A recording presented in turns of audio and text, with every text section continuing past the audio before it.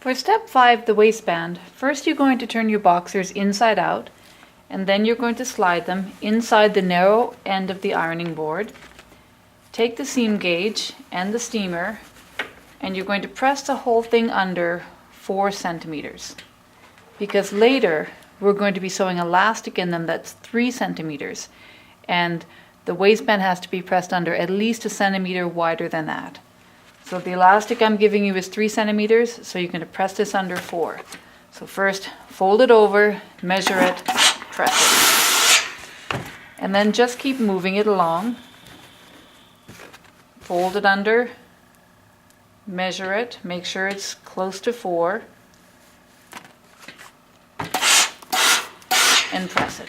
So do that until the entire thing is pressed 4 centimeters underneath. As soon as I finished pressing the waistband under 4 centimeters, I threw some pins in all the way around to hold it in place. Now go to the center back where you have the zigzagging. Put 2 pins right at that seam, and then 4 centimeters away to the left of it, put another 2 pins. This is going to be your start point, and this is going to be your stop point. So you free arm your machine, you slide the front underneath, because we're going to start sewing it at the back. And now I'm not going to sew in the 15. Instead, I'm going to put that folded edge right against this silver edge. You're going to sew a 3 centimeter seam.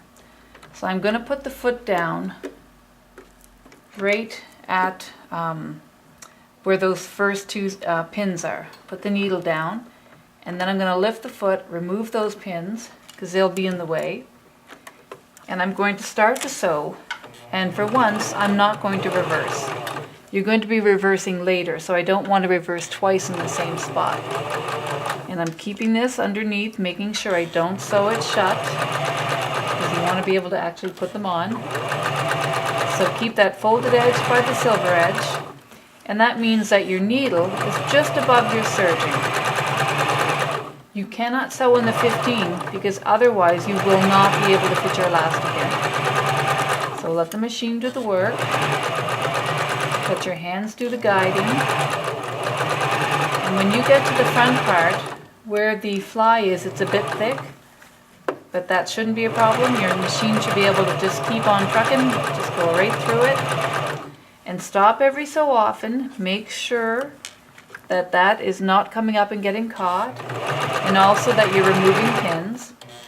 You can sew over pins, but you must go quite slowly, otherwise the pin can break or the needle can break and come flying at your face. So I'm going to go all the way until I get to the other set of double pins, which is 4 centimeters away from where I started.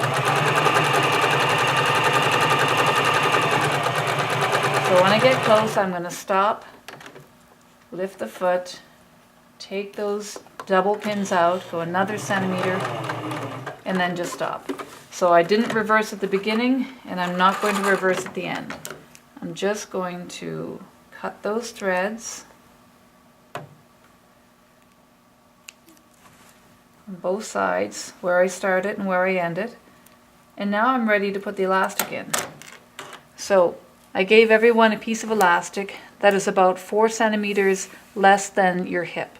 So you want it a little smaller than your hip measurement. You're going to take a safety pin, put it in backwards, and close it. Just tighten it a bit, so that when you're pulling on it, you're not going to open it up and get that pin in your fingers. Then you're going to go to the back where the zigzagging is and slide this pin and elastic in that opening. So first just get it inside, and then to work it through, you're going to put your thumb on the end of the pin, and your fingers are going to push the fabric over that pin. When you get a bit, grab the top of the pin and pull. And every time you pull, more of this elastic will go in. So push it, pull it, push it, pull it, and you're going to do that until you come back out the same hole that you went in. And we're going to try to do all this without twisting the elastic. Now when you get to the front, it might feel like, oh, it won't go through.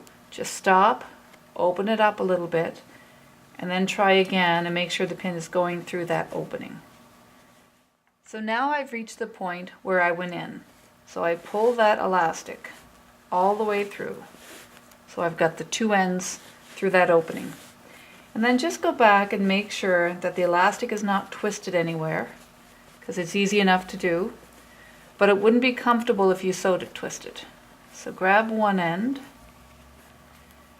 grab the other, and just overlap them about 3 to 4 centimeters.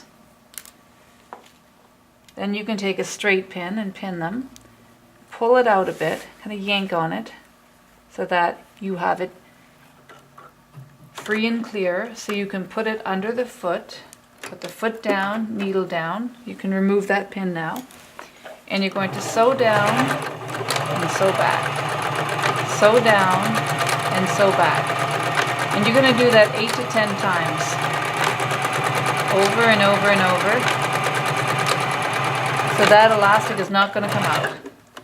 Then lift the needle, lift the foot, cut those threads,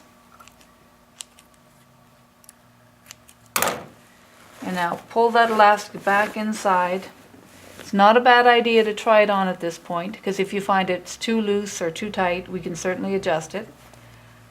I do like to trim any excess off, just so it's not sticking inside, and make sure it's not twisted. And now I'm going to stick a pin in where that opening is. I'm going to turn it on the right side. I'm going to slide it under the foot. I'm going to stretch it a bit. And I'm going to start it up in the original stitching line. And now is where I'll do my reverse. So I'm going to reverse a few stitches and back. Stretch it straight, so right across, keeping that folded edge right on the silver edge until I get to the other side, and I'm going to try to very neatly line them up and do a little reverse there as well. Pull it out, cut your threads, and now your waistband is finished.